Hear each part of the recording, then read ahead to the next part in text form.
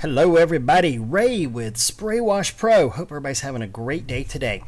Today we're going to be highlighting removing rust stains or clay stains from new concrete. This is a job we just finished this week, and I am really proud of this job because I know the technical difficulty involved in this. This is just not an easy job whatsoever. You'll hear me interchange rust stains and clay stains a lot. Now, a rust stain is not a true clay. A clay stain may not be a true rust stain, but in my area and a lot of areas in the southeast, we have red clay. Red clay has iron oxide in it. So, iron is one of the things that makes a rust stain. So, they're really very similar. They have to be treated similarly, similar chemicals on there. They're really almost one and the same. Now, not all rust stains are red clay stains, but most red clay stains are rust stains. Whenever we're dealing with these rust stains, it makes it even more difficult whenever they're on new concrete, because we know that concrete needs to set up a little while before it really can be manhandled and gotten onto with high pressure. These are walkways around a church. It's an older church, just had a large addition put onto it, and none of this concrete is more than 5 months old, still extremely soft. So I had a lot of challenges in cleaning this up. So we'll get right into it here and talk about how we got this cleaned. Now here's pictures of what we were actually dealing with. This is untouched surface that we showed up to wash on here. You can see that it's brand new concrete. They just installed that awning overhead, recently poured the concrete. Mud was splashed up on the building as well. So this is what we've got to get off of this concrete.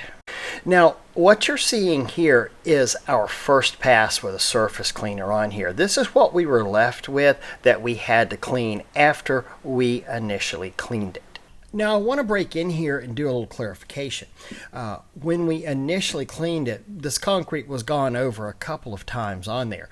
To remove the bulk of the matter that was on there, the actual red clay that's left there, we wanted to go in and surface clean it. Now, I know we always hear surface cleaning is a big no-no on new concrete. Well, we're going to talk about, how we do that.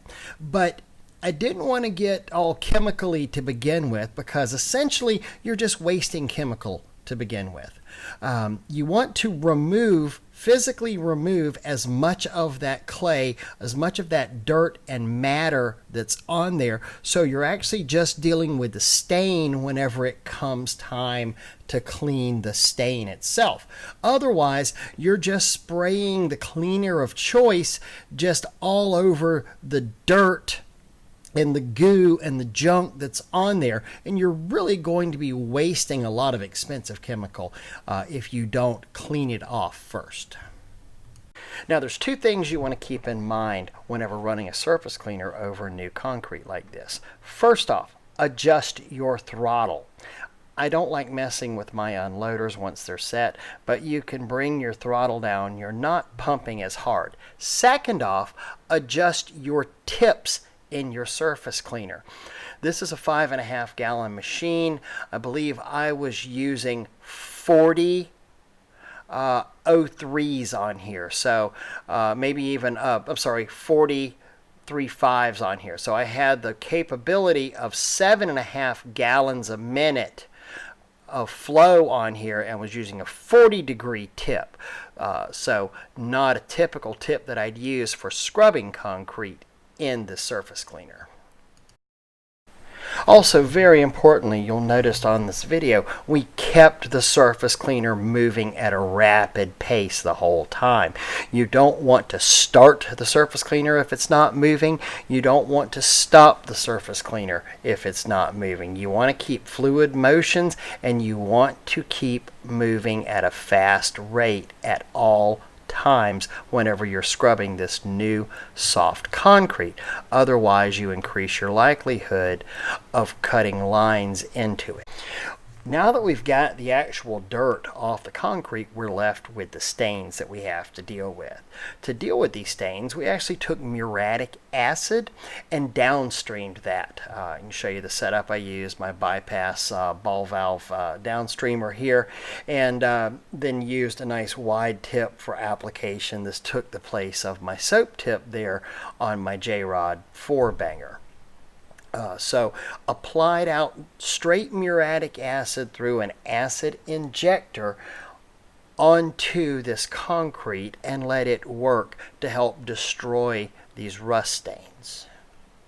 Now here's a picture of me actually applying the muriatic acid on here through the downstream injector. You'll notice that there's a little bit of sizzle on there, but the muriatic acid is really just attacking where the rust or where the clay stains are.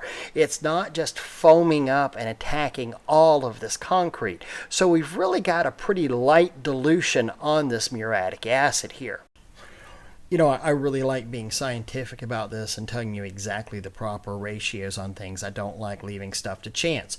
However, I was downstreaming this, so it is hard to tell you the exact ratio that I was putting out. Here's what I did to begin with. I took a pump-up sprayer. I made a 10% muriatic acid, so it was 90% water, 10% muriatic acid, and I sprayed that on the concrete. I had gone a little stronger, maybe a 15%, thought it was too aggressive. Cut it down to a 10%. Then I played with my downstreamer and added some hose on and reduced my ratio. Had about 250 foot of hose out from my pressure washer to the gun. And whenever I felt that muriatic acid was now giving me the same kind of results as it was whenever I had the pump-up sprayer, not foaming too aggressively, not attacking all of the concrete, I felt comfortable to go ahead and then spray through the downstreamer all of the area.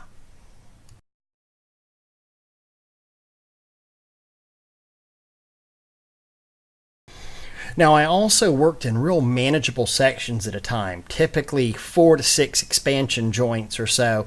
Those expansion joints are about 12 foot, so not more than 60 foot, ahead of myself. I don't want that muriatic acid working too long on that concrete and making some of it, changing the texture on there. So let's say, call it 50 foot at a time. So I'd spray out 50 foot at a time, let it sizzle a little bit, let it work, then would get back on the surface cleaner and go just like we did before, very fast, still using the 3.5 gallon a minute tips. 2 tips, that's 7 gallons a minute coming out of there on a 5.5 gallon machine. They're 40-degree tips as well. And as you can see on those videos, I just kept that surface cleaner flying. I mean, I want it just moving as fast as possible out there. I don't want any potential to cut lines in that concrete and destroy that cream coating on there. So we just kept on just working as fast as we can, always keeping that surface cleaner moving on there. We did some additional cleanup projects over here at the church, like the lower ends of these walls that had mud splashing on them and creating a pseudo rust stain on there. And in the end, we were just really happy with the way this project came out because, well, I understand how difficult this project is.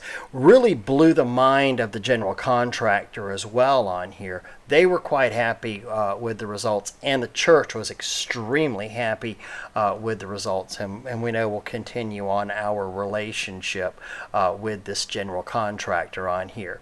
So I hope these little tips and tricks will help y'all along with this. If you get into a new concrete cleaning scenario, even if you're not getting out there removing rust stains, let's just say you're removing dirt and mud from new concrete. Keep your surface cleaner moving. Change your tips out. Reduce your throttle a little bit on your pressure washer, and just keep moving at an extreme pace on there. That's going to be the best way to avoid striping lines up and causing irreparable harm to this concrete and destroying that cream coat or whatever you want to call it on there.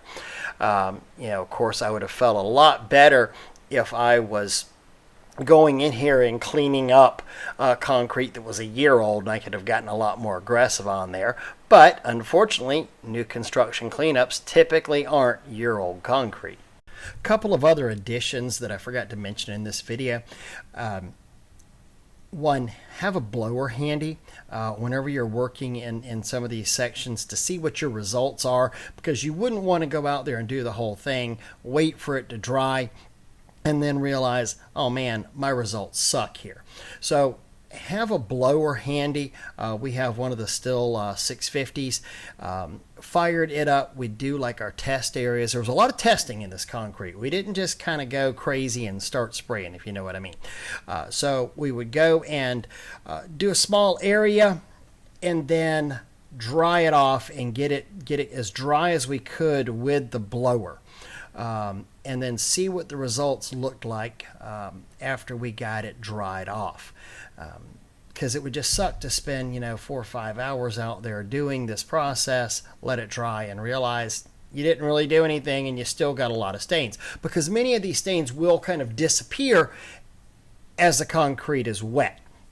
The other thing is always neutralize your acids. We came in here with a real light dilution of Agent Blue at the end, sprayed it down, just left it on there to help neutralize any of the acid that may be down in the pores, anything that we might have missed while rinsing on there, because alkalines will tend to die off by themselves. Acids will typically keep working whenever they're on a surface. So always important to neutralize your acids out there.